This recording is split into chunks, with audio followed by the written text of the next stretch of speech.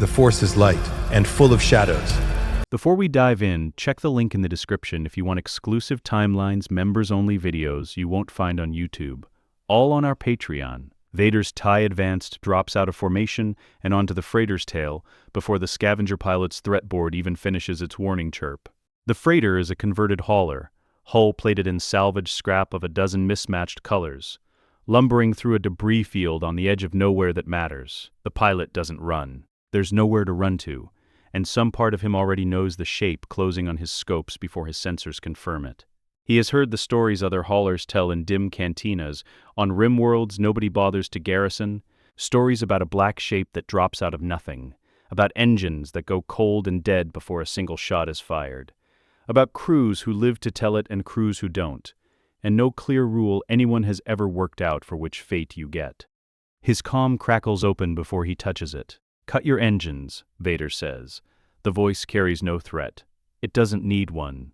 The freighter goes dark and dead in space, drifting, its running lights guttering out, one bank at a time, as the pilot kills every system that might be mistaken for resistance.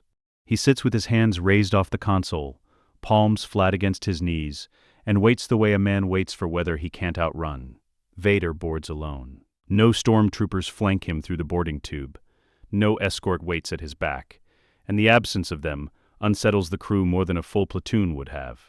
A lone Sith Lord stepping through a breach hatch means he expects no resistance worth preparing for, and the captain, a Rhodian with grease-stained hands and the particular paranoia of a man who has spent 20 years one inspection away from prison, reads that absence correctly.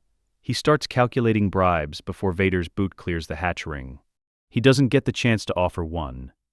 Vader walks past him into the cargo hold without a glance, past crates of stripped hyperdrive parts, past a stack of demilitarized blaster components nobody in this sector would care about, past bins of scavenged transpera steel and coils of salvaged conduit wire, still crusted with carbon scoring from whatever wreck they were cut out of. The hold smells of ozone and machine oil, and the particular staleness of air recycled too many times through filters nobody has bothered to replace. He stops at a row of medical hardware, chassis husks, droid limbs, the kind of decommissioned junk that fetches scraps on a black market more interested in weapons than bedside care units. He kneels, sorts through it with his own hands. The captain, watching a man capable of crushing his ship, with a thought instead pick through scorched droid casings like a junk trader appraising bantha hide, finds his voice before his sense returns to stop him. "Lord Vader, sir, whatever this is, we didn't know. We just salvage. We don't ask where. Where did this come from?" Not a question. The inflection has been sanded off it entirely, leaving only the bare mechanism of a demand. Outer rim drift fields, mostly. Derelicts, abandoned stations. Whatever the scavenger guilds haven't already picked clean. "We don't keep manifests on half of it, sir. It's not worth the paperwork. Most of it's scrap." Vader isn't listening anymore. His hand has stopped on a chassis half the size of the others, scorched along one flank, a designation plate fused but legible beneath the carbon scoring. A medical unit. GH7 series. Origin stamp worn but intact. A research outpost designation that means nothing at all to the man babbling beside him. It means everything to Vader. He turns the chassis over with both hands, the motion slow and careful in a way that looks almost foreign on a man whose hands have, in the last 4 years, done little but break things. The casing is cracked along one seam, the photoreceptor housing crushed flat, half the limb mounts sheared away entirely, the wreckage of something that suffered violence rather than simple age. But the core housing beneath the cracked plating, the part that matters, sits intact behind a layer of scorched but unbreached shielding. He lifts it the way another man might lift something that could break. The captain watches him cradle a piece of junk worth maybe 40 credits on a good day, and decides, wisely, not to ask why. He braces instead for whatever comes next, for the saber, for the silence that precedes an execution, for the particular stillness Imperial officers warn each other about in hushed voices, the stillness that experienced men know to fear far more than shouting. It doesn't come. Vader turns and walks back toward the airlock with the droid core under one arm. And the crew, every one of them, captain included, stays exactly where they stand, alive, untouched, watching a Sith Lord disappear back through the breach hatch without a single shot fired. It will become, in the years that follow, the strange, unexplainable story the captain tells in quiet corners of cantinas he trusts. The one nobody ever quite believes, the day Darth Vader boarded his ship for a piece of broken medical hardware and left without taking anything else, without so much as raising his voice. It is, even to Vader himself, a strange thing he's just done. He doesn't examine it. There isn't time and there hasn't been room in him for unnecessary cruelty today, not when there's something more important waiting to be understood. Mustafar's sky is the color of an old wound, lava light bleeding up through ash clouds that never fully clear. The fortress rises black and angular from the volcanic rock, a monument built in grief and rage 4 years ago, when grief and rage were the only materials he had to build with. No architect designed it for comfort. Every line of it serves either function or symbolism, and most of the time those two purposes are the same thing, wearing different names. He carries the droid core to the lowest chamber himself.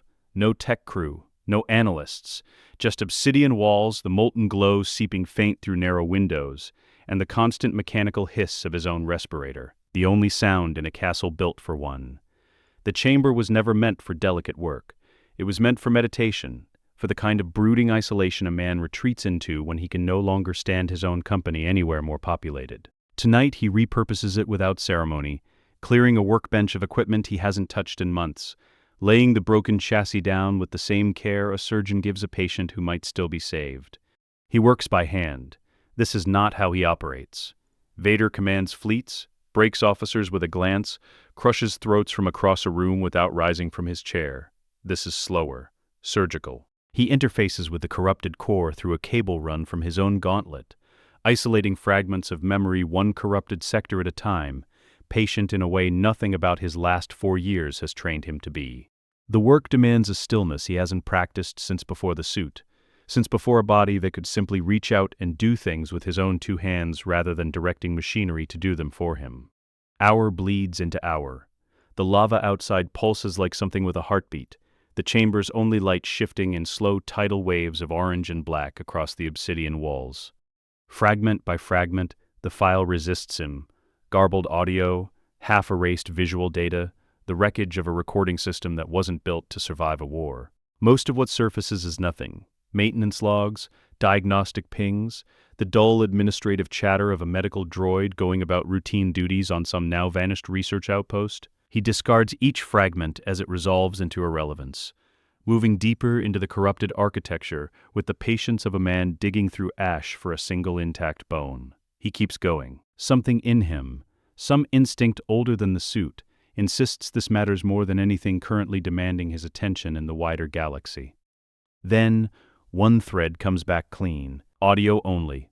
A voice, weak, breath already failing, and he knows it before the words form. Knows it in a way that has nothing to do with recognition, and everything to do with a wound that has never once, in 4 years, stopped aching. He has heard that voice in dreams he doesn't permit himself to remember upon waking, has heard fragments of it in the static between transmissions on sleepless nights, has built and rebuilt the sound of it from memory so many times that hearing the real thing again, after 4 years of only ever hearing his own reconstruction, very nearly stops his heart in his chest. Padmé. She isn't speaking to him. The recording makes that clear inside the first half-second. Her voice is angled away, addressed to someone standing near her, someone whose name the corrupted file can't recover. But the words are about him. There is good in him. I know there's still. The file cuts. Vader does not move. He doesn't move for a long time, long enough that the lava glow through the windows shifts perceptibly, long enough that his respirator's rhythm becomes the only evidence he is still, technically, alive. The chamber holds him the way it has held him through 100 lesser griefs, indifferent stone witnessing a man come apart in the only place he has ever permitted himself to do it. Inside the suit, something that has not happened in 4 years begins to happen. The lie collapses in real time. It has a shape, the lie. It has had a shape since Mustafar, you killed her. Your rage did this. She is dead because you couldn't master yourself. And now you never will. So why try? Sidious built 4 years of obedience on that single foundation, repeated in 100 forms, reinforced every time Vader knelt and felt the old wound ache exactly on schedule. It was never spoken as cruelly as that, not directly, Sidious was too careful a craftsman for blunt instruments. It arrived instead as sympathy, as shared grief, as a careful hand laid on an old wound, just hard enough to keep it from ever properly closing. Vader had built his entire understanding of himself around that wound for 4 years, had structured his rage and his obedience and his very identity around the unexamined certainty that he was the reason she no longer breathed. The wound was never real, not like this, not like forgiveness. She didn't die condemning him, she died defending him. To the one man in the galaxy who'd have believed her, who'd have carried those words forward into whatever came next, there's still good in him. Present tense, not there was, not a eulogy for who he used to be, a verdict on who he still is. Anakin Skywalker, buried under black plastoid and forced respiration for 4 years, opens his eyes inside the suit for the first time as something other than a ghost wearing armor. He weeps. The sound comes out wrong through the vocoder, mechanical, distorted, a grief filtered through a voice box never designed to carry it. And the wrongness of it is unbearable enough that he reaches up with one gauntleted hand and shuts the mask's audio pickup off entirely. Silence, then. Total. No one to hear him. No one to see him. He sits on the floor of a chamber he built in grief, surrounded by obsidian walls that have watched him rage and never once watched him grieve correctly, and lets 4 years arrive all at once, unfiltered, with nothing left to perform for, and no one left to perform it for. For the first time in 4 years, he grieves correctly. When it passes, and it does pass eventually, the way all storms do, Vader sits alone in the dark chamber with the droid core resting in his lap and does not destroy it. His hands, when he finally looks at them, are steady again in a particular way that follows total exhaustion rather than calm the stillness of a man who has nothing left to spend. He carries it instead to a vault deep in the fortress's foundation, a chamber built for nothing else, walls thick enough to survive whatever the volcano outside eventually decides to do to the rest of the structure, and seals it inside with his own hands. He does not log the vault's contents anywhere a search could find them. He does not assign it a designation. It exists now the way a grave exists, marked only for the one person who needs to know where it is. It is the first thing he has decided for himself in 4 years. He stands in the vault's threshold a long moment afterward, the seal hissing shut behind the droid core, and feels something shift in his chest that he doesn't yet have language for. Not relief, not quite, but the particular lightness of a man who has just set down a weight he didn't know he'd been carrying until the moment it left his hands. Tomorrow there will be reports to deliver, a throne room to kneel in, a master to perform obedience for. Tonight, for a little while longer, there is only the lava light and the silence, and a truth that finally belongs to him alone. The throne room on Coruscant is exactly as it has always been, vaulted, crimson-shadowed, the city's endless traffic a distant hum through transparisteel a kilometer above the streets. The chamber was designed to make visitors feel small, and it succeeds without exception, every column and shadow angled to remind whoever enters it exactly how little they matter in the architecture of someone else's ambition. Vader kneels at the base of the dais, the posture so practiced his body finds it without instruction, muscle memory built over 4 years of repetition, until kneeling here feels less like submission and more like breathing. He waits for the old wound to ache. It always does, here. 4 years of conditioning have made this room a kind of ritual ground, and rituals demand their toll. It doesn't come. "Rise, my friend," Sidious says, the words wrapped in their usual silk. "Tell me of the Outer Rim." Vader rises and reports, "A pirate sweep near the mid-rim shipping lanes. 3 vessels disabled, contraband seized. Nothing of consequence." The kind of report that bores even him to deliver. The dull administrative texture of an empire too vast to ever run short of small, meaningless victories to catalogue. Sidious listens with the patience of a man who has learned to extract meaning from far more than words, his yellow eyes tracking not the report, but the reporter, watching the way a hunter watches an animal he believes he already understands completely. "You seem distracted, Lord Vader." The Emperor's voice shifts, sliding toward the register he reserves for these moments. Soft, almost gentle, a scalpel disguised as comfort. "Is something troubling you?" Vader knows this opening. He has walked through it 100 times, has felt it pull the old grief up out of him like a hook through soft tissue. Sidious will mention Naboo. He will mention loss. He will, with surgical precision, find the exact words that used to make 4-year-old rage rise in Vader's chest like something boiling over, and he will drink it down like sustenance, feeding in his own patient way on a wound he believes he alone understands the shape of. There is nothing troubling me, my master. No? Sidious descends a single step from the throne, slow, deliberate, the movement of a predator who has never once needed to hurry.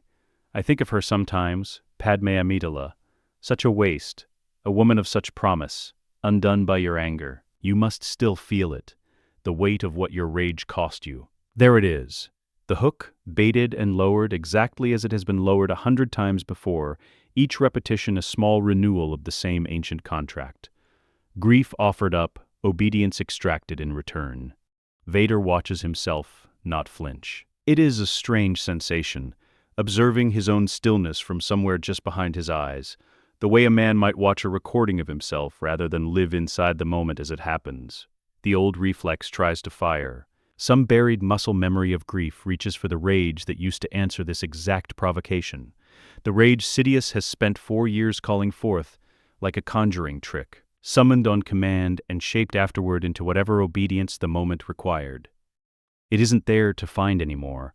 What's there instead is colder and stranger, and entirely his own. The knowledge now confirmed beyond any doubt a recording could leave room for, that the entire premise of this exchange is a lie. He did not kill her. She did not die hating him. The foundation under every ritual humiliation in this room has just been quietly, permanently removed. And Sidious, for the first time in 4 years, is speaking to a man who knows it. The weight remains, my master, Vader says. Each word measured, placed like a stone in a wall. It has simply become useful. I have learned to direct it rather than be directed by it. A test. He feels it the moment the words leave him. A probe, not for confirmation, but to see whether saying it changes anything in how it lands. He watches Sidious's face for some flicker of suspicion, some crack in the satisfaction the Emperor wears like a second mask, and finds nothing. The old man hears exactly what he expects to hear. An apprentice hardening, a weapon sharpening itself against its own grief. It doesn't. Sidious studies him a moment longer, head tilted in the particular way he has of weighing a man's worth, like a merchant weighing ore. And then something in his expression settles into satisfaction, the look of a craftsman regarding a difficult piece of work, finally taking the shape he intended for it all along. Good, the Emperor murmurs, almost to himself, and turns back toward the throne without waiting for a response, already moving on to whatever next demands his attention. The audience is over. Vader has passed whatever test this was without ever fully understanding, until afterward, in the privacy of his own thoughts, exactly how much hinged on it. He decides it, fully, in the turbo lift back down through the spire's lower levels, alone with the hum of repulsors and his own breath. The lift descends in near silence, levels sliding past on the readout in steady, indifferent succession, and somewhere in that descent, the last of his old certainties finishes dissolving and something new finishes hardening in their place. He will not rebel. Rebellion is a single, glorious, suicidal gesture, a lightsaber drawn in a throne room, a duel he might not even win, and even in the version where he does win, an empire of officers and fleets, and inquisitors with no reason to follow a regicide, instead of simply replacing him. He has watched enough ambitious men die reaching for the quick, satisfying ending to know exactly what that kind of gesture buys. A moment of spectacle, and nothing else. Rebellion gets a Sith Lord's apprentice killed before he accomplishes anything that matters. He has spent 4 years learning exactly how this machine operates from the inside, which means he is, at this moment, the single most effective weapon that could ever be turned against it, provided the weapon stays sheathed, smiling, obedient. Total outward obedience. Total inward sabotage.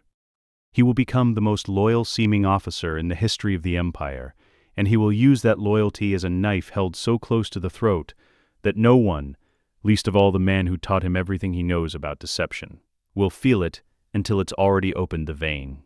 The thought settles into him with the same cold clarity that has carried him through every decision since the recording first played, not as fantasy, but as architecture, the first load-bearing wall of something he intends to spend years building. The turbolift doors part onto a private corridor, and Vader walks it alone, already a different man than the one who entered the throne room an hour ago, and indistinguishable from him to anyone watching. That, he understands now, is the entire point.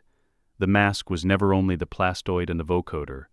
It was always going to need to be more than that eventually. And tonight, finally, it has become exactly as complete as it needs to be. Sidious does not miss the change. He sits in his private chambers afterward, fingers steepled, replaying the audience in the particular way he replays everything. Not for content, but for texture, for the small involuntary tells a lesser observer would never catch. 1,000 years of practiced cunning have taught him to read men the way other beings read weather, to find in a single hesitation or a fractional shift in posture the whole truth a subject believes he's concealing. Vader's voice, Vader's stillness, the absence of the small, telling tremor that has lived in his apprentice's force signature since the day Sidious first claimed him on Mustafar, broken and burning, and reaching for a rage Sidious had carefully, lovingly cultivated ever since, the way a gardener cultivates something he intends eventually to harvest. The tremor is gone. Sidious considers this the way he considers everything, as a problem to be solved in his own favor. His rule of two has survived 1,000 years on a single brutal premise. The master shapes the apprentice until the apprentice either surpasses him or is discarded for one who will. An apprentice who masters his own emotions, who stops flinching at old wounds, who hardens into something colder and more controlled. This is not rebellion. This is progress. This is the clay finally taking the shape he spent 4 years carving into it, the long, patient labor of cruelty finally yielding its intended harvest. His arrogance does the rest of the work for Vader. It does not occur to Sidious, not even as a remote possibility, that the stillness might be something other than mastery, that it might be the specific, irreversible death of the exact lie his entire leash was built on. He has read Vader's anger and despair like instruments for 4 years. He assumes he is still reading correctly. He is not equipped, by temperament or by the particular blindness of men who have never once been wrong about anything that mattered, to imagine that he might be the one being read now, that the apprentice kneeling before him has learned, finally and completely, to wear obedience the way his master has always worn benevolence, as a costume over something else entirely. Good, Sidious murmurs to the empty room, more to himself than to any audience. When Vader returns the following day for a brief procedural matter of fleet deployments, the Emperor allows himself the satisfaction of saying it aloud. Let the anger become something colder, something useful. Yes, my master, Vader says, and means something entirely different by it than Sidious hears. His private quarters, when he finally reaches them, are as spare and joyless as everything else built for him in the last 4 years. A meditation chamber, a berth he rarely uses, walls the same flat black as the inside of his own mask. There is nothing here that could be called a possession in any sense that matters. Even the few items the suit's maintenance requires sit arranged with the impersonal precision of a man who never expected to need a home. Only a place to stand between assignments. He stands in the center of it for a long moment, alone, and allows himself to think the sentence in full for the first time. Not as fantasy, not as the kind of grim, hopeless wish a man makes to survive an unbearable night. As a plan, with a first step already chosen. I am going to destroy everything you built. The thought doesn't arrive with fire. It arrives with the same glacial calm that carried him through the throne room. A calm that frightens him slightly, in the distant way a man might be frightened by a tool he didn't know he possessed. Until he understands that the calm is not the absence of feeling. It is feeling finally organized into something with a direction. He sits, activates a terminal built for routine administrative tasks. Supply manifests, personnel rosters, the unglamorous bureaucratic plumbing that keeps an empire's gears turning without anyone above a certain rank ever noticing the gears at all. The terminal hums to life with the same dull indifference it greets every officer who has ever used it, utterly unaware that the hands typing into it tonight intend something none of its previous users ever did. He requests archive access. The phrasing he chooses is bland enough to vanish into 1,000 identical requests filed across the empire on any given day. Historical Naboo crisis-era medical logistics records, cross-reference with Outer Rim Outpost decommission filings, for the purposes of supply chain audit. It is the kind of request a tired clerk 3 departments removed will approve without reading past the subject line. No one in the Imperial chain thinks to flag it. The chamber beneath Mustafar's fortress holds its silence the way it always does. Total, broken only by the hiss of his respirator, and the low industrial hum of the systems keeping the lava sea outside from swallowing the Foundation whole. Vader sits before the restored fragments of the GH7's memory, alone, and watches the recording in full for the first time. Not just the audio this time, the visual.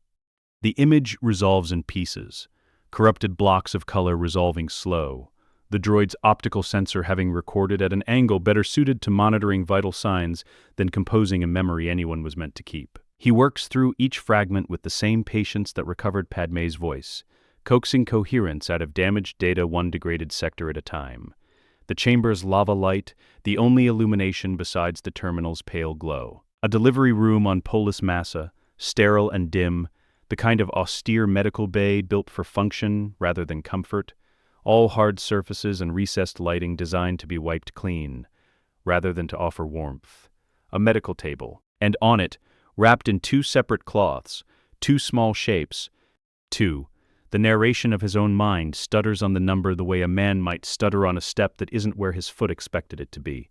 He has spent 4 years believing, has built every shadow inquiry, every false lead chased through black markets and bounty hunter contacts, every quiet hour spent staring at outer rim orphan registries, around the singular.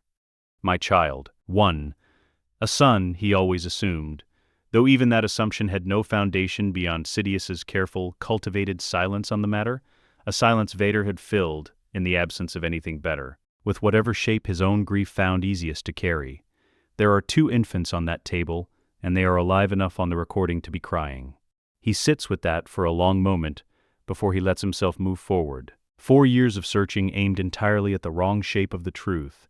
Every false lead, every dead end, every wasted hour spent hunting a single child who never existed in isolation. He thinks, with a bitterness that surprises him, of how much time that singular assumption cost him, how many years he might have had with this knowledge if Sidious's silence hadn't been so carefully, deliberately complete.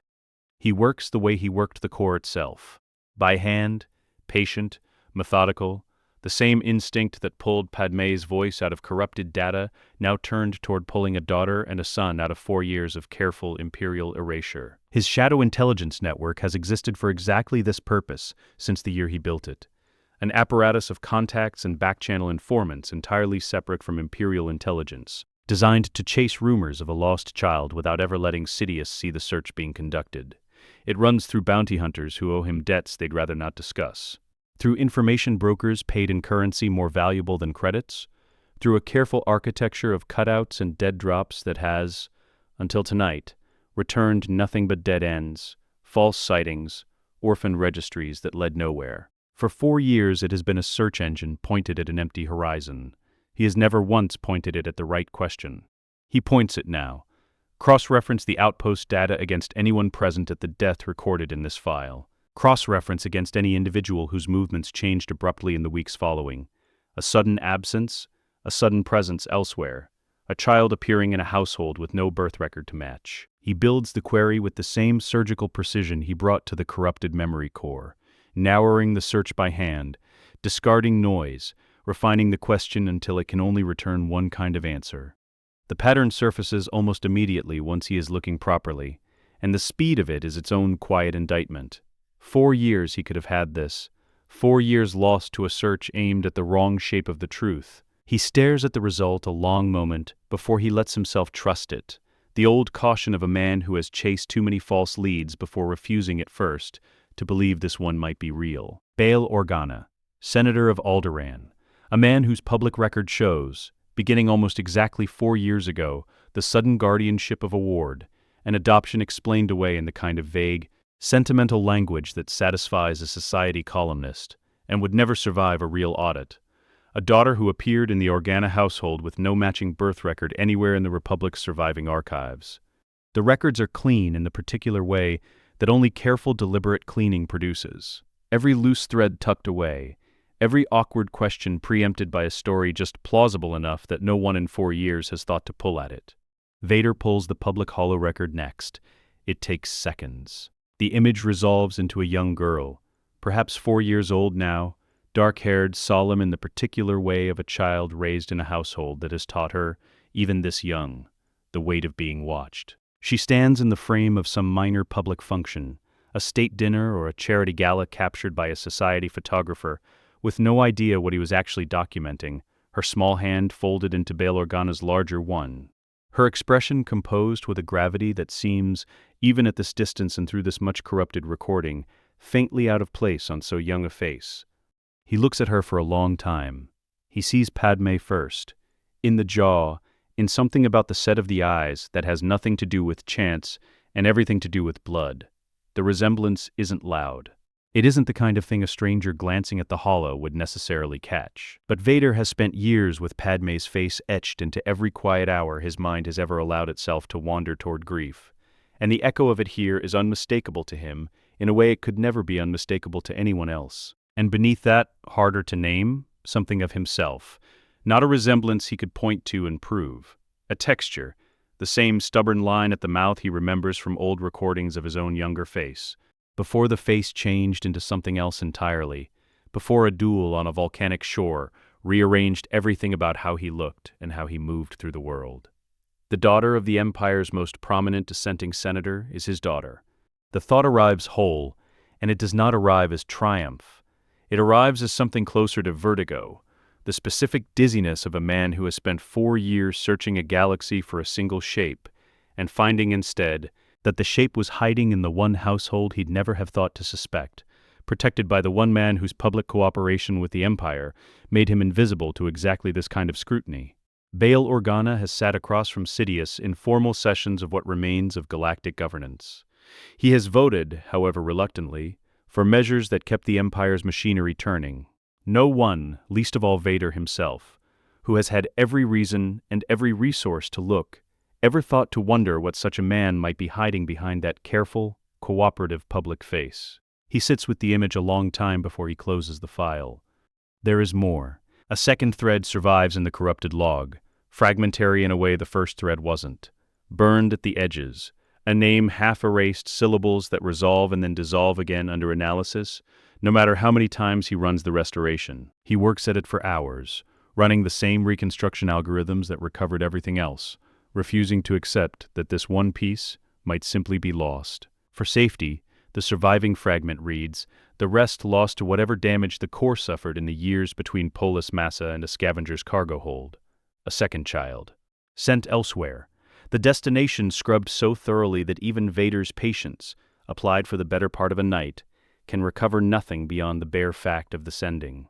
A son, somewhere, even if the trail goes cold immediately. The grief of it is different from the grief of the recording's first discovery.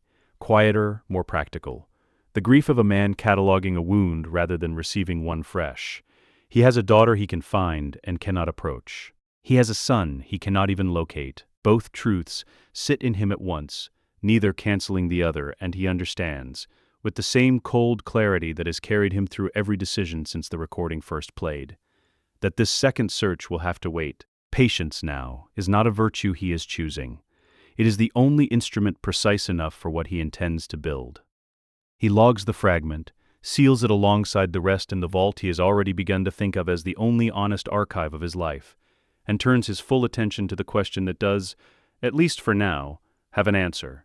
The decision, when it comes, costs him more than anything since the moment the recording first played Padmé's voice. He will not seize her. He will not storm Alderaan, will not stand in front of a 4-year-old girl and demand she recognize a father she has never known existed, has never once been told to imagine. The thought of doing so doesn't even properly tempt him.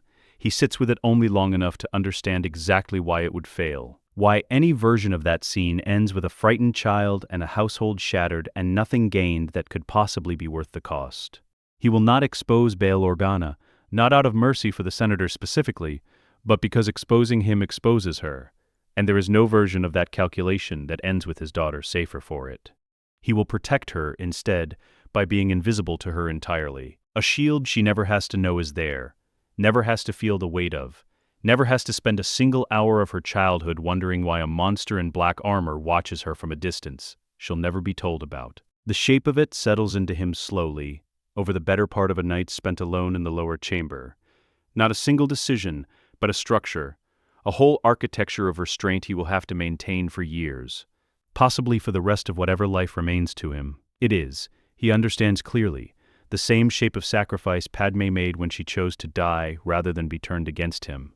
A love expressed entirely through absence, through what is withheld rather than what is given. He did not understand that kind of love 4 years ago. He understands it now, sitting alone in a fortress built on the volcanic rock where he lost everything, choosing to lose a second thing on purpose because losing it is the only way to keep her safe. The understanding arrives with a grief of its own, a fresh wound layered over the older one.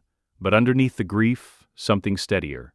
The first real evidence, 4 years into his exile from himself, that he might still be capable of choosing someone else's well-being over his own desire. He requests transport under a designation that traces back to nothing, a logistics inspection cover identity built and discarded 100 times before for far smaller purposes, now repurposed for the largest one yet. He prepares for the journey the way he prepares for nothing else in his current existence.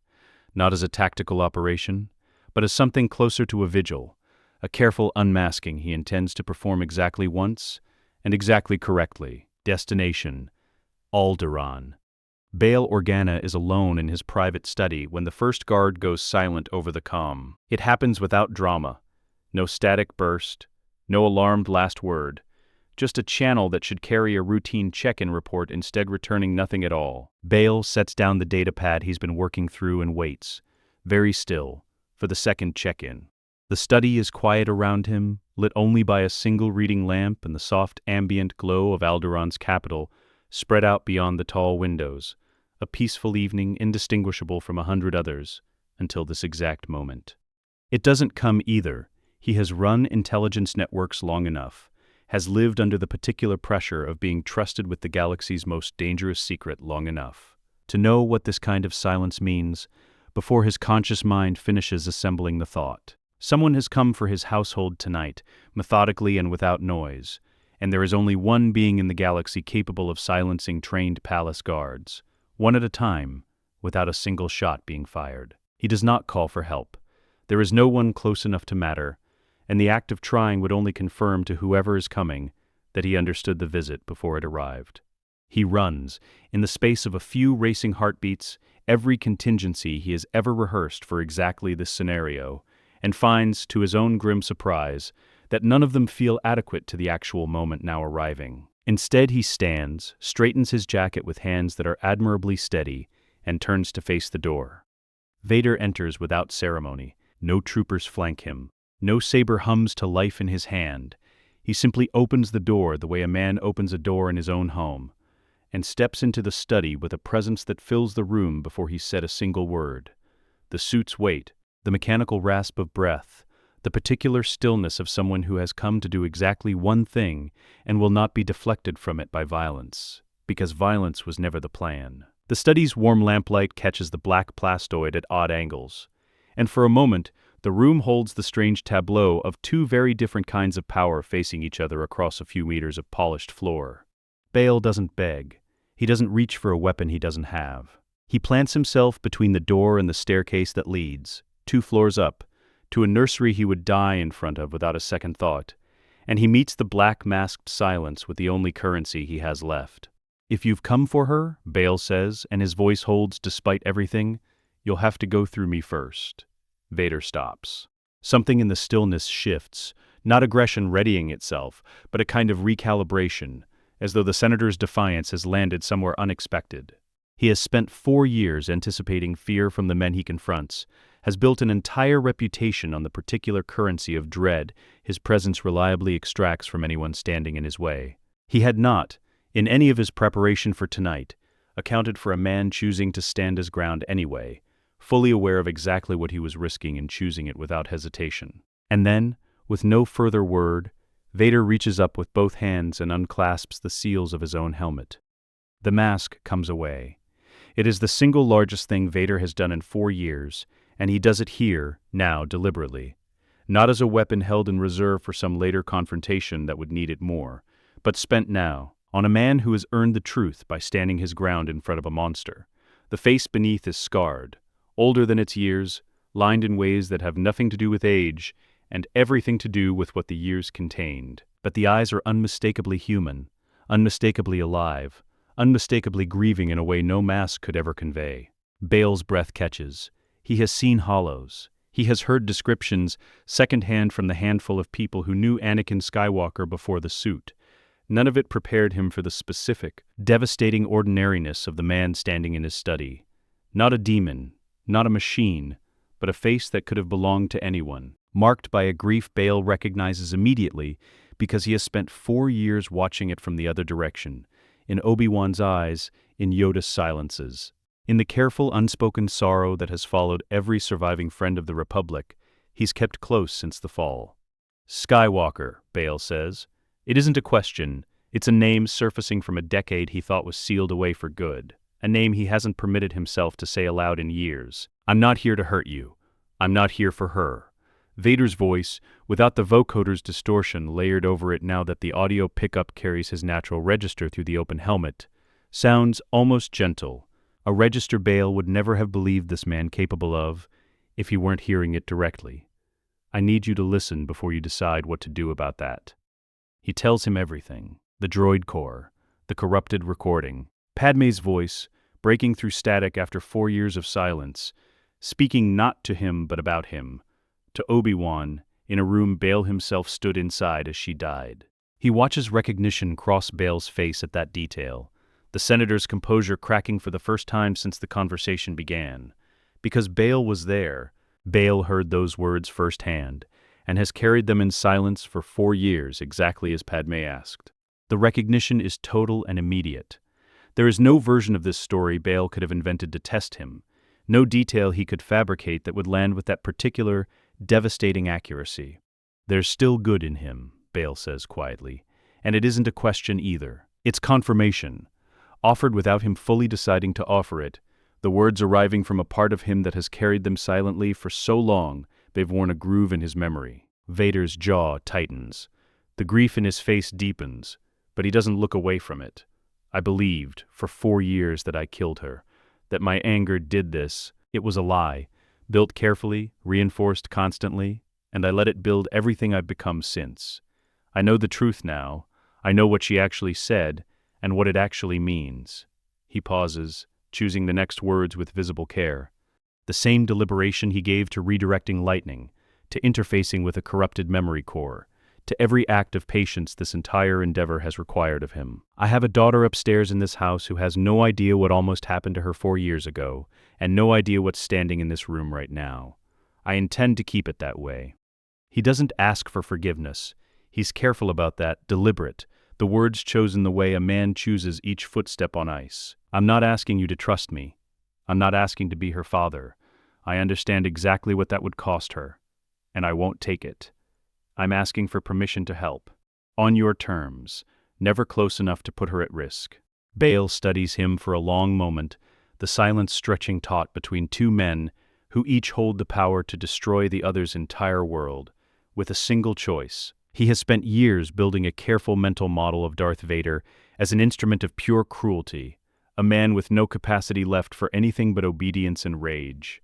And the model is refusing, in real time, to accommodate what is actually standing in front of him. Why, Bale asks finally, should I believe any of this isn't a trap to find her? Because if I wanted her, Vader says, I wouldn't be asking. It is, in the end, that simple logic, brutal in its honesty, undeniable in its truth, that moves something in Bail Organa's chest. He has spent 4 years preparing for every conceivable threat to this household, and never once imagined the threat would arrive, unmask itself, and ask for permission instead of taking what it wanted. One condition, Bale says, and his voice carries the full weight of a father who has already, silently, claimed that title for himself over 4 years of bedtime stories and skinned knees and a little girl who calls him Papa without knowing any other word exists. She never knows. Not now. Not ever, if I have any say in it. Whatever you do for her, it has to look like nothing. It has to look like luck. Agreed, Vader says, and the speed of his answer is its own kind of confession. No negotiation, no hesitation, an instant surrender of the one thing he might have wanted most. The narration of his own mind doesn't soften the cost of it. This is the largest sacrifice he will make in this entire endeavor, dressed up as a small administrative detail, a single sentence agreed to in under a second. He is choosing, permanently, to remain a stranger to his own daughter in exchange for the privilege of keeping her alive. There will be no reunion scene in this story. There will be no moment, years from now, where she learns the truth and embraces him. He is closing that door himself, tonight, because it is the only door that guarantees her safety on the other side of it. He redowns the helmet in the doorway. In the half-second before the seal closes, before the mechanical hiss returns and the human face disappears back into black plastoid, Bale catches something in his eyes that he will spend years afterward failing to describe to anyone, because there is no one he could ever tell. Grief, yes, but grief that has finally found somewhere to stand. Grief settled into purpose. Then the mask seals, and Darth Vader walks back out into the night the same way he came, alone, unannounced, leaving no trace behind him except a sleeping child 2 floors above, who will never know how close, and how far, her father has just chosen to remain. Bale stands in his study a long while after the door closes, listening to the silence the way a man listens for an echo that never quite arrives, and then climbs the stairs to look in on his daughter, not because anything is wrong, but because something in him needs tonight of all nights to see for himself that she is exactly where she's supposed to be, breathing easily, undisturbed, entirely unaware of how close the shape of her whole life just came to changing forever. 4 years compress into fragments, the way a man's life sometimes does when the only thing holding it together is a single unbroken purpose. Fragment 1. A supply depot on the edge of the mid-rim, routine and unremarkable, the kind of installation that exists in 1,000 identical copies scattered across Imperial space, none of them worth a second glance from anyone above the rank of quartermaster. A data shard slipped into a manifest crate by a hand no security footage ever catches, buried among requisition forms for replacement coolant units. Leia Organa's network has learned, over time, which manifests to watch, not all of them, never a pattern obvious enough to flag twice, but often enough that a quiet certainty has built itself among the handful of people who handle these shards. Someone inside the Empire's highest tier is feeding them exactly what they need, exactly when they need it. Hyperroutes, miscalculated by a margin too small to investigate and too large to be coincidence. Blockades with a single seam, always different, never traceable to the same officer twice. A siege commanded personally, brutally, visibly, and one supply corridor left unsealed just long enough for the right convoy to slip through it before the gap closes again. Each act, taken alone, reads as the unremarkable friction of a war fought across too many systems by an empire too large to ever run with perfect precision. Taken together, over years, they began to look like something else entirely, though it will be a long while yet before anyone in the fledgling alliance puts a name to the pattern. The method has a shape now. It has had a shape for years. Vader has built it the way he builds everything, methodically, patiently, each individual act small enough to vanish into the noise of an empire too vast to audit itself properly. The sum of them large enough to keep a fragile rebellion breathing through years. It should not have survived. Fragment 2. A mining moon, atmosphere thin and gray. The kind of forgotten rock the Empire bothers with only when something on it becomes inconvenient. The cell stationed there is small, under-equipped, more idealism than infrastructure. Exactly the kind of target an Imperial show of force exists to make an example of. Vader crushes the rebel cell stationed there with the full theatrical brutality his officers expect of him.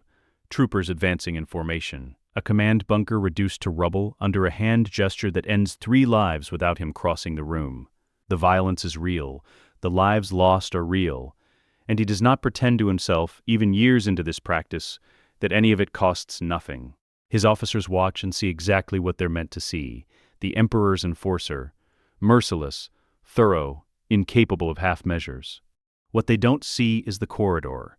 It isn't sealed in time.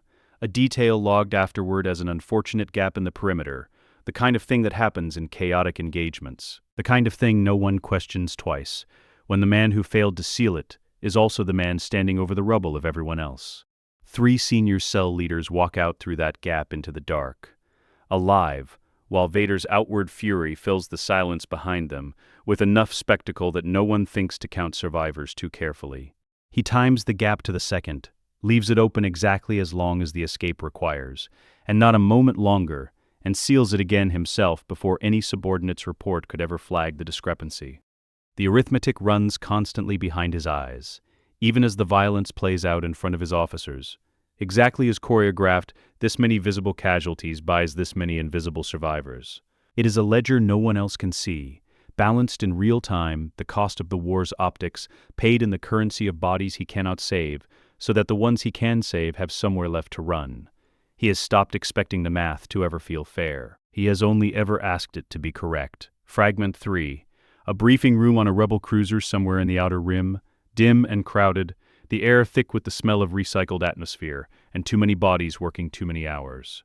Hollow displays crowd every wall, charts and star maps, and the accumulated detritus of a war run on too little sleep and far too little certainty.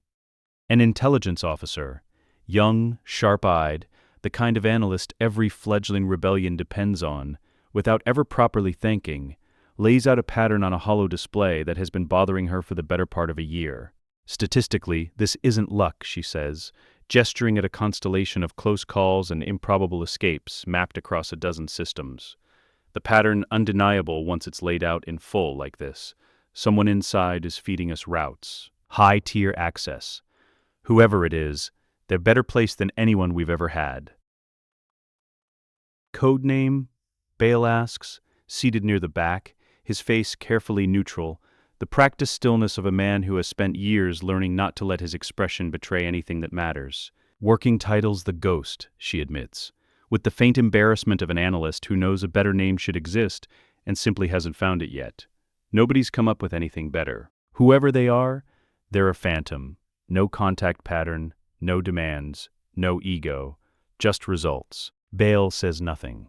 He alone, in this room, in this entire fragile alliance, carries the knowledge of exactly whose hand has been moving the pieces, and he carries it the way he carries everything that matters, in absolute, suffocating silence, because the one condition attached to all of it was that no one, especially not the people closest to him, would ever know.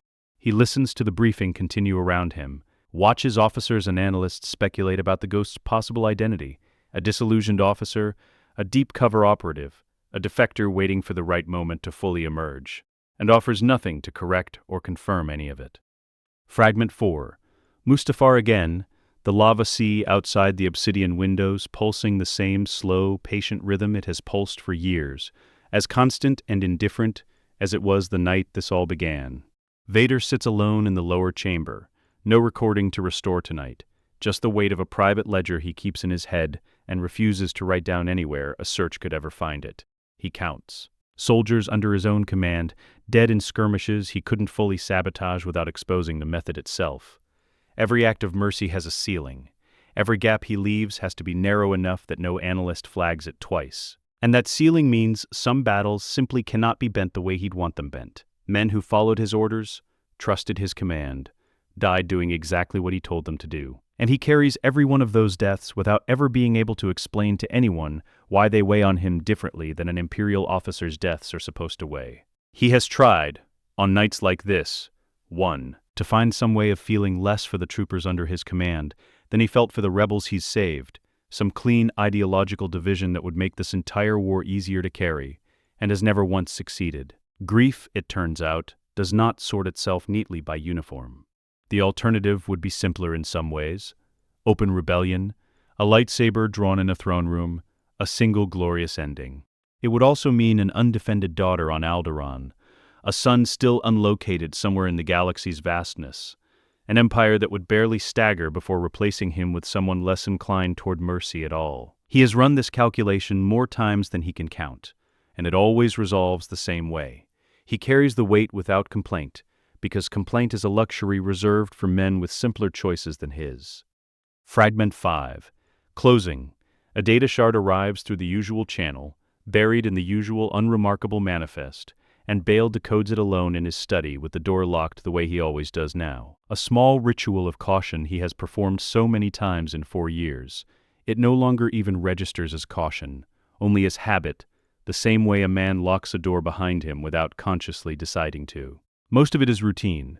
Coordinates, a warning about a patrol rotation shifting earlier than scheduled, the practical plumbing of 4 years of careful sabotage. But the final line breaks from that pattern, unsigned, written in a cipher only Bale has ever been given the key to. Tell no one, especially her. He sits with it a long moment, the words landing with a weight no analyst on that cruiser briefing room could ever have guessed at. Before he deletes the shard, the way he deletes all of them, and returns to a household upstairs where a 5-year-old girl is, at this exact moment, asleep, and entirely unaware that the most dangerous man in the galaxy has spent 4 years making sure she stays that way. The pull arrives the way these things always arrive for him now, not as a vision, not as words, but as a kind of gravity working on something in his chest that he no longer tries to explain to himself in tactical terms. He has learned, over years of careful patience, to trust these sensations rather than question them, the way a sailor learns to trust a change in the wind before any instrument confirms it. His fleet has no reason to be in this sector. Tatooine offers nothing strategically, a backwater world of sand and moisture farms, of hut-run spice routes, and a population too poor and too scattered to organize anything worth an Imperial garrison's attention. He reroutes a routine patrol circuit through its system anyway, the kind of minor deviation that costs him nothing in scrutiny and everything in restraint, filing the diversion under a justification bland enough that no subordinate would ever think twice about it. A routine sweep for smuggling activity along an under-patrolled trade corridor. He feels it before the Star Destroyer even completes its drop from hyperspace. Diffuse, unfocused, deliberately obscured in the particular way a held breath obscures itself, present and absent at once. The force equivalent of a door someone is leaning their full weight against from the other side. The sensation is unlike anything else he has felt in 4 years of searching. Neither the cold, dead silence of a trail gone nowhere, nor the sharp clarity of a confirmed location. Something in between, something guarded. His son. He doesn't know it the way he knows facts. He knows it the way a man recognizes his own pulse, beneath conscious thought, older than reasoning, a certainty that arrives whole and unwilling to be argued with. He stands very still on the bridge for a moment after the ship completes its drop, long enough that the officer nearest him glances over once, briefly, before deciding wisely not to comment on it. He stands in the observation deck above the planet's curve, alone watching twin suns burn against a horizon of endless dun-colored waste, and does not act on what he feels. The deck is quiet at this hour.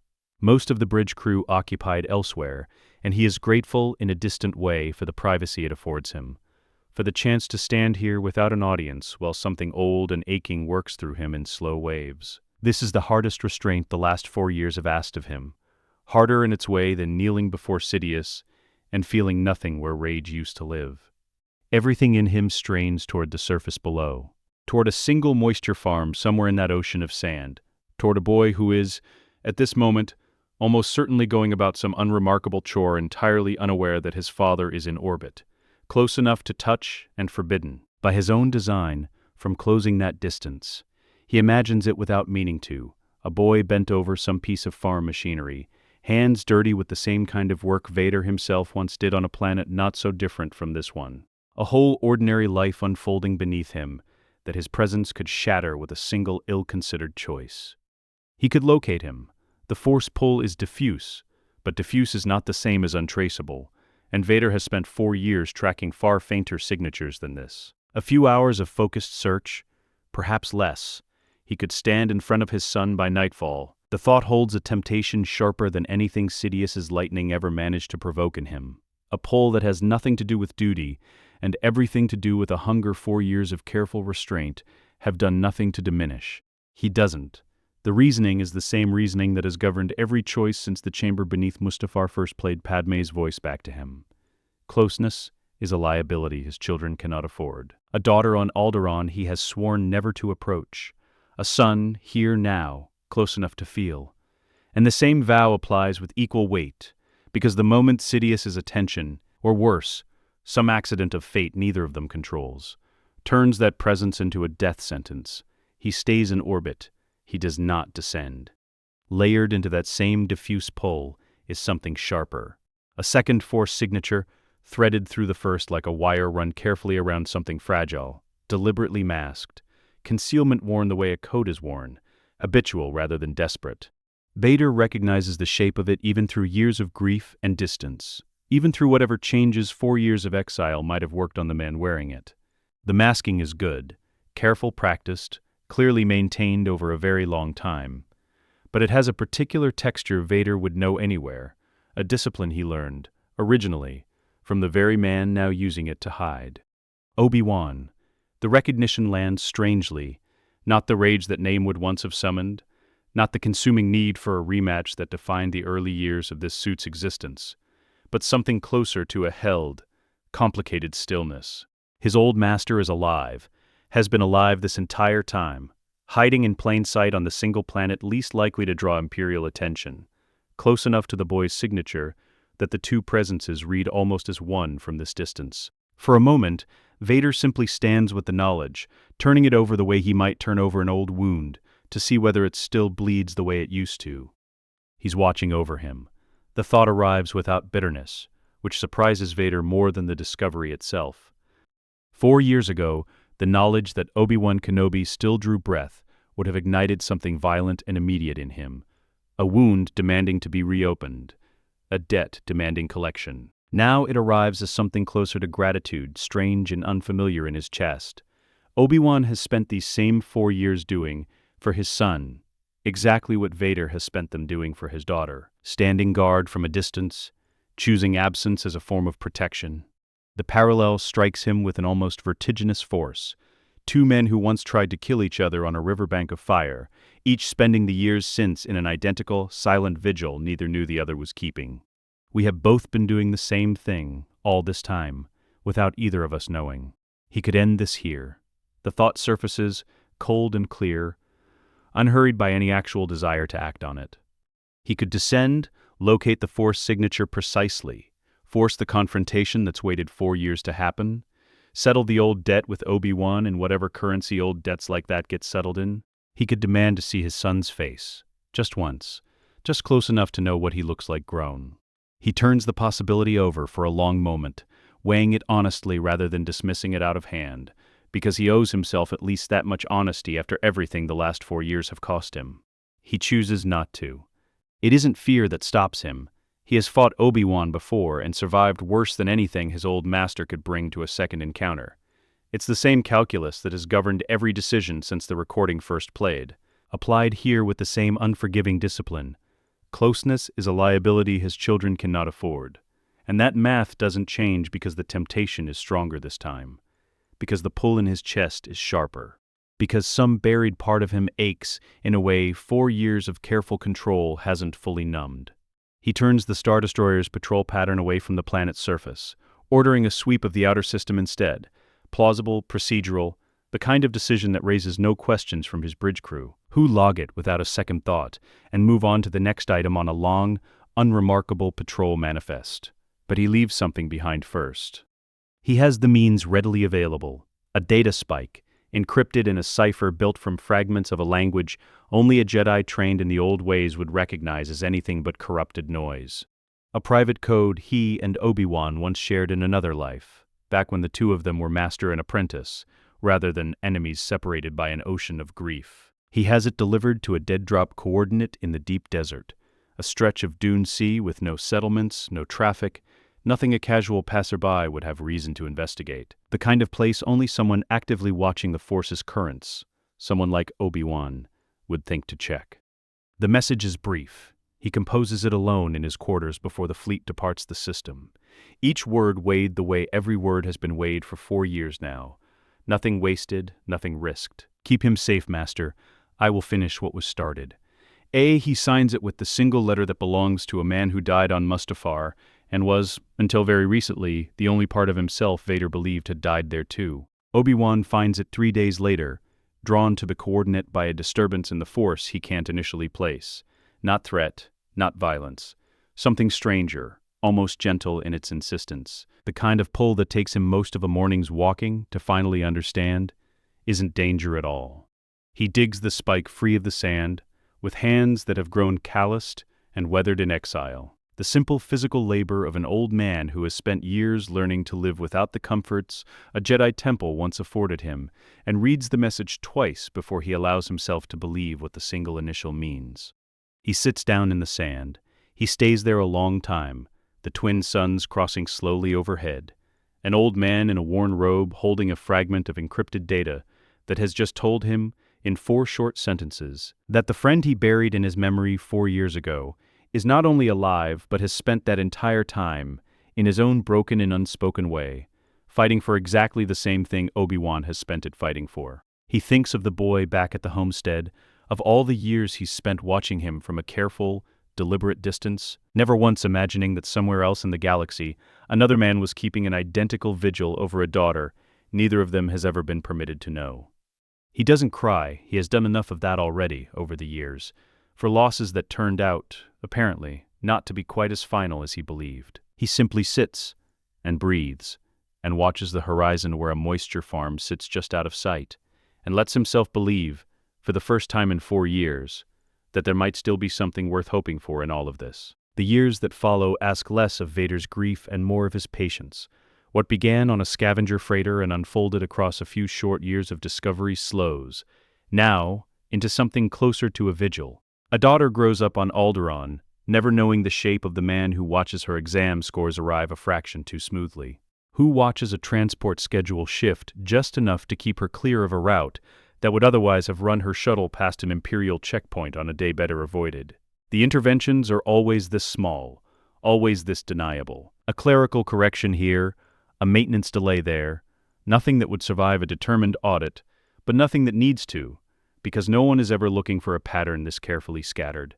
A son grows up on Tatooine knowing nothing at all, guarded by an old man in the sand who has learned to live inside that nothing without resentment. Who teaches him to fix moisture vaporators and read the weather in a shifting horizon, and never once, in all those years, breathes a word of who is also watching from somewhere far above the sand.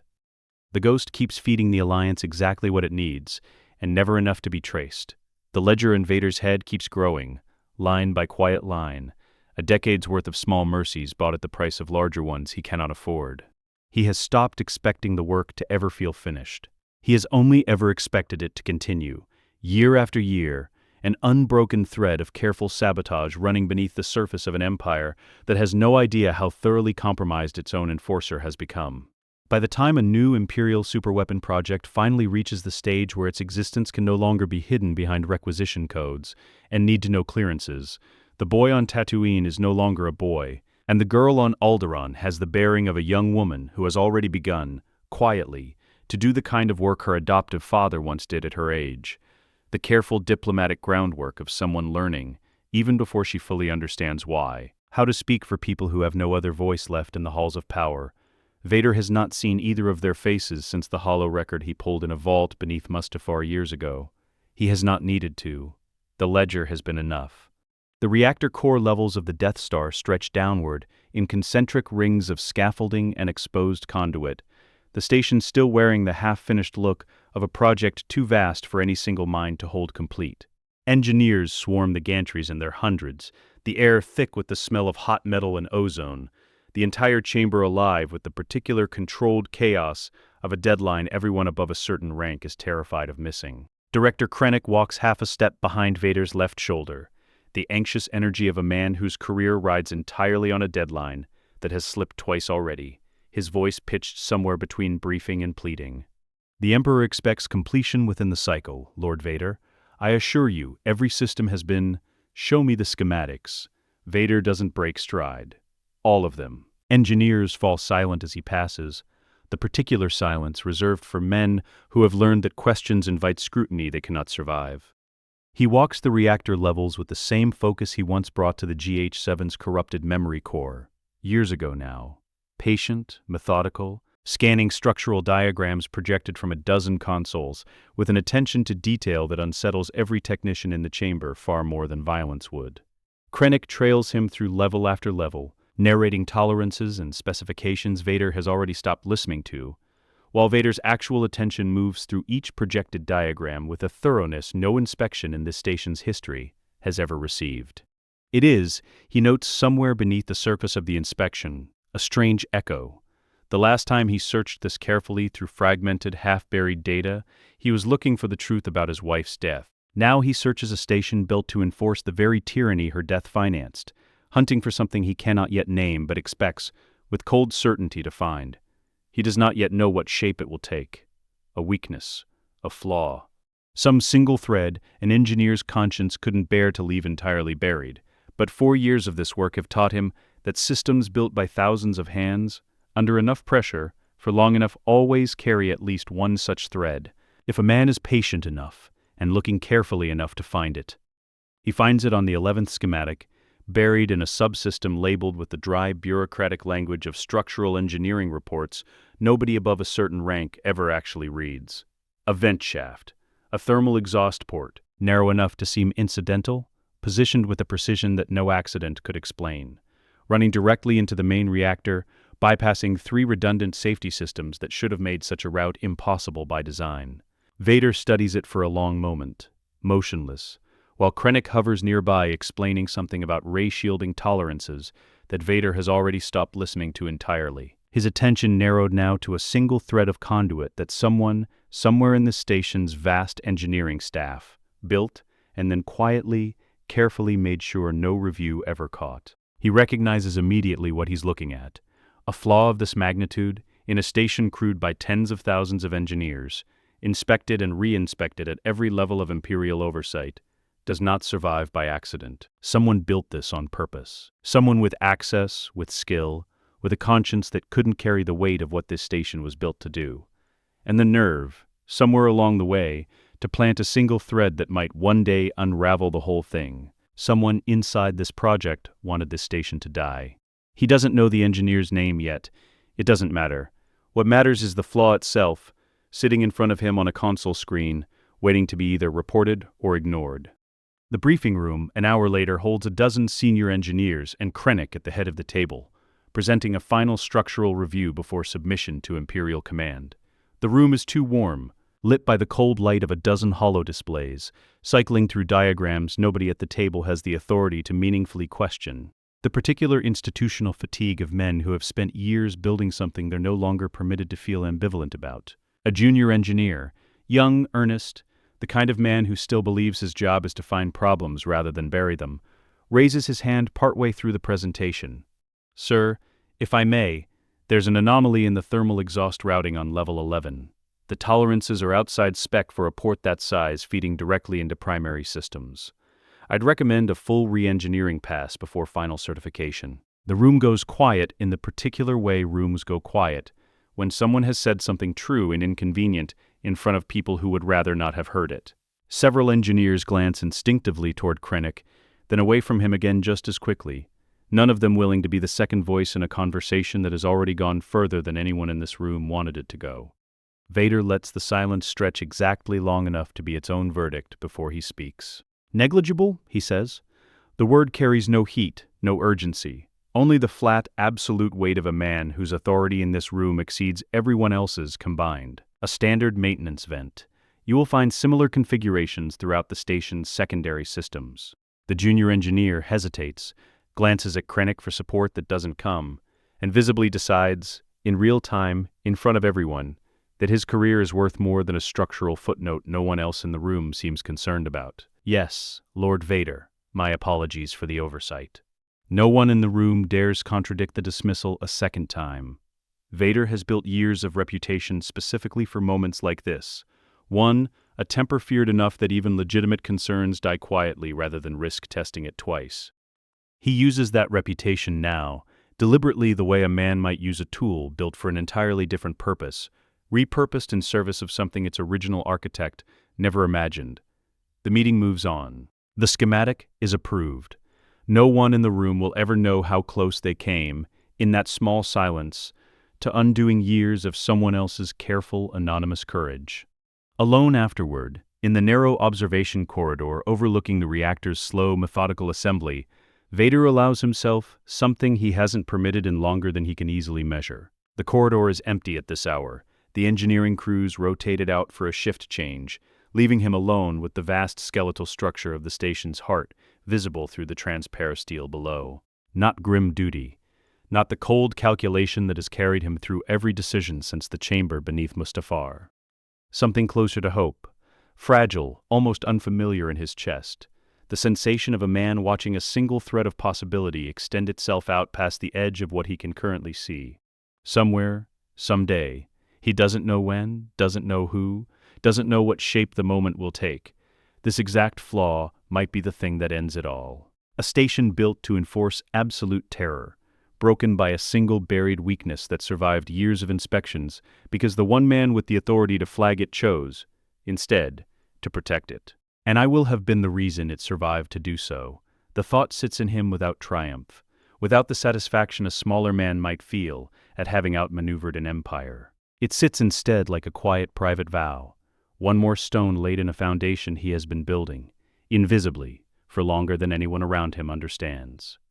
He thinks briefly of a daughter on Alderaan who will never know his name, a son on a desert world who will never know his face, an old master sitting somewhere in the sand, keeping a promise neither of them ever spoke aloud to each other. All of it converges here, in this single unremarkable vent shaft buried in a station's 11th schematic, the smallest, quietest act of his entire campaign, and perhaps, he allows himself to think, the largest. He files the inspection report himself, rather than delegate it, his own authorization stamped at the bottom, where no subordinate would think to question it.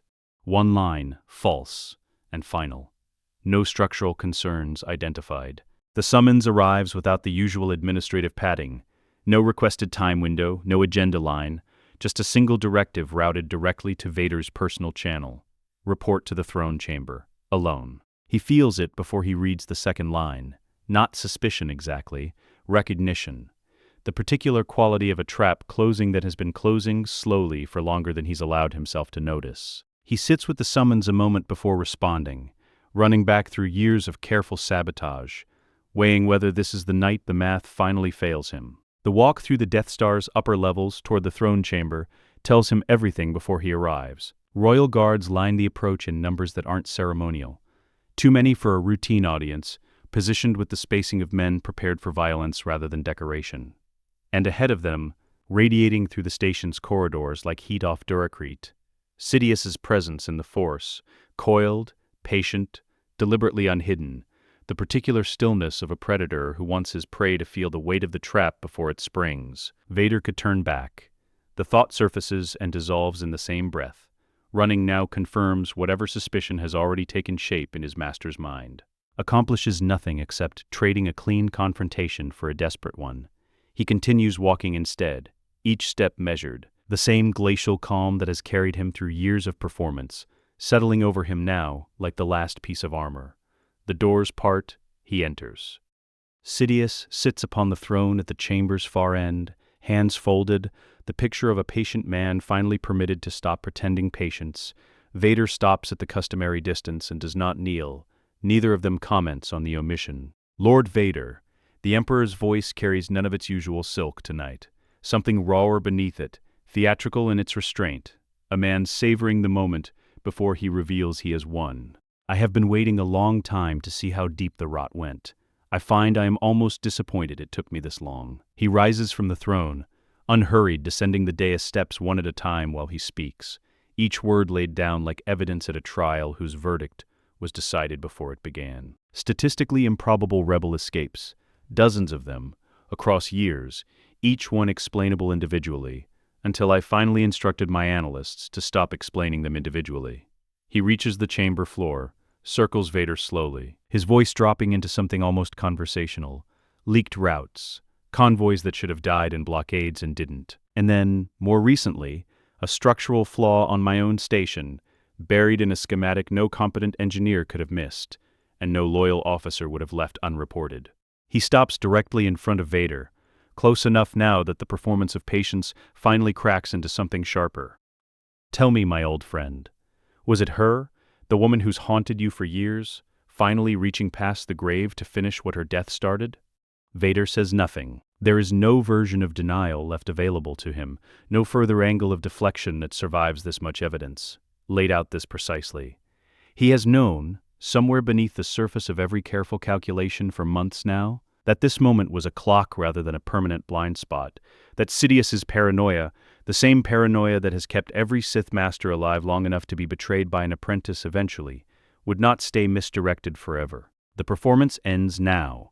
He feels it end, not as collapse, but as a physical unburdening, the specific exhaustion of a man finally permitted to stop carrying a mask he's worn so long it had begun to feel indistinguishable from his own face. Years of kneeling, years of measured words and manufactured stillness, Years of building something invisible inside a structure designed to crush anything that wasn't loyal to its core.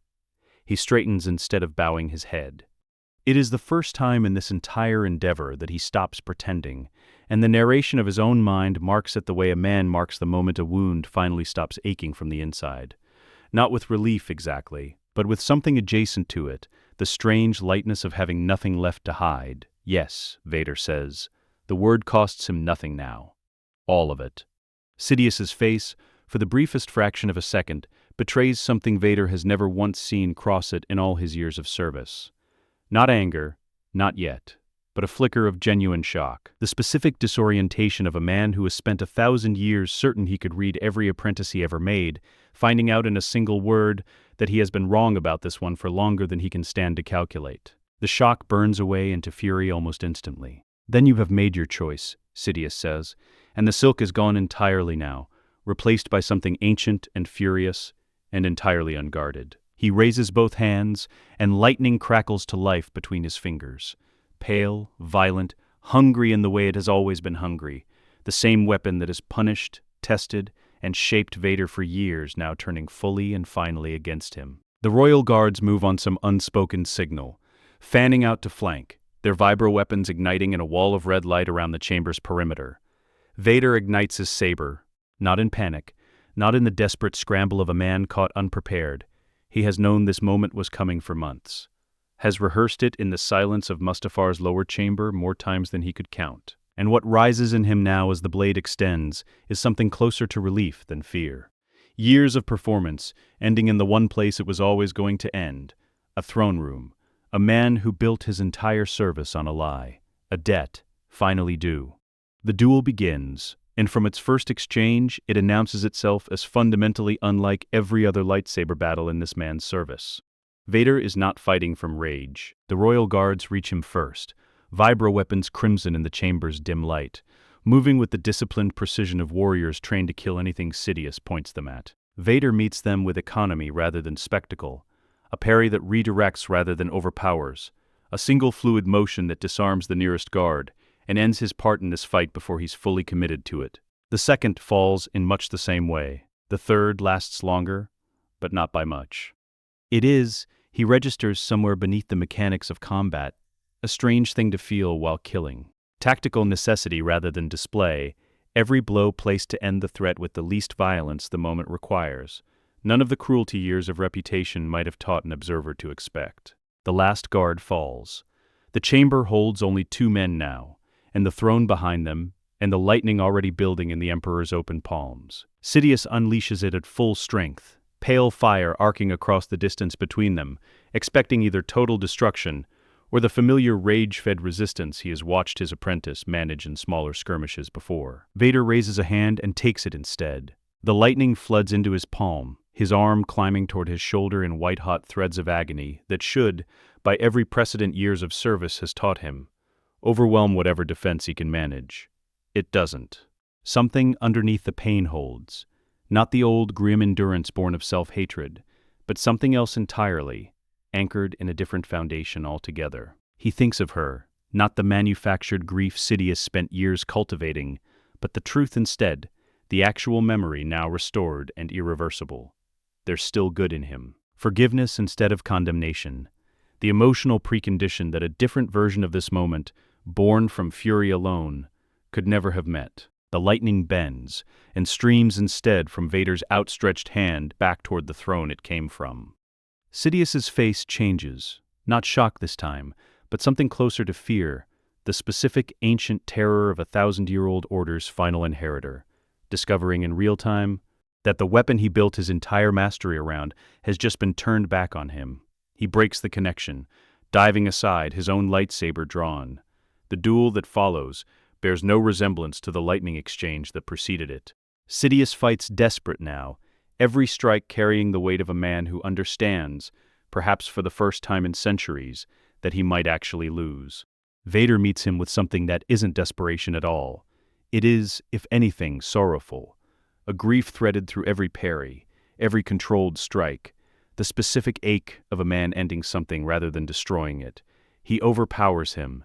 It happens not as a single decisive blow, but as an accumulation, Sidious's strikes growing fractionally slower, fractionally less precise. The centuries of cunning that built him finally meeting an opponent whose advantage cannot be outthought because it was never built on thought at all.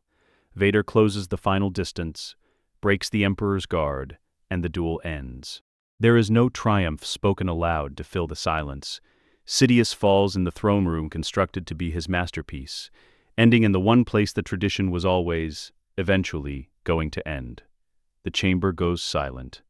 Vader stands over him for a long moment, breathing hard through the vocoder. The wound at his shoulder joined now by deeper damage the lightning's absorbed. Cost has left scattered through systems the suit was never built to fully protect. His legs give first. He sinks to one knee in the empty throne room, alone, the way he has been alone through nearly every part of these last years. The debt is paid. What remains now is only the question of whether he survives long enough to know what comes after. He drags himself across the scorched floor toward a communications terminal. Imperial command infrastructure, and there is no one left alive on this station with higher authority than the man crawling toward it now. He keys it alive with a hand that trembles for the first time in longer than he can remember. He builds the transmission in pieces, the dissolution of Imperial High Command's authority broadcast in his own voice, the Death Star's complete reactor schematics, including the flaw he buried in a false inspection report, routed openly to Alliance High Command, the activation codes for the station's self-destruct sequence, authenticated and attached. He transmits it galaxy-wide, every channel, the truth, broadcast openly because the man broadcasting it has nothing left to lose by being known. In a study on Alderaan, Leia Organa receives it and recognizes the cipher beneath the official broadcast before the message even finishes decoding.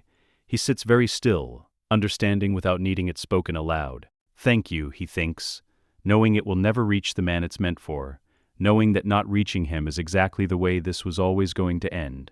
Vader pulls himself toward the chamber's outer viewport, transparasteel, vast and curved, looking out past the station's superstructure toward open space and the cold scatter of stars beyond. He stops there, reaches up with both hands. The helmet's seals release with a soft mechanical sigh. He lifts it away and looks out at the galaxy with his own eyes for the final time. He is alone, and finds that he prefers it this way. He thinks of a daughter he saw only once, in a hollow image years ago, and will never see again, safe now, truly safe. He thinks of a son somewhere on a desert world, free now of a war that would have eventually come looking for him. He thinks of an old master sitting in the sand, keeping a vigil that can finally come to its own kind of rest. He thinks of her. There's still good in him. The words that broke a years-old lie wide open in a chamber on Mustafar, carried through a throne room's worth of performance, through every quiet calculation that built toward exactly this ending. They were never a wish. They were a verdict, and tonight he understands, completely and without doubt, that the verdict was correct. The debt is paid. The children are safe. And she was right. Anakin Skywalker fades into the Force, looking out at stars he chose to face alone, and the suit's vital signs flatline in an empty throne room that no one will enter for hours. The only witnesses the stars themselves, and the silence he chose to die inside.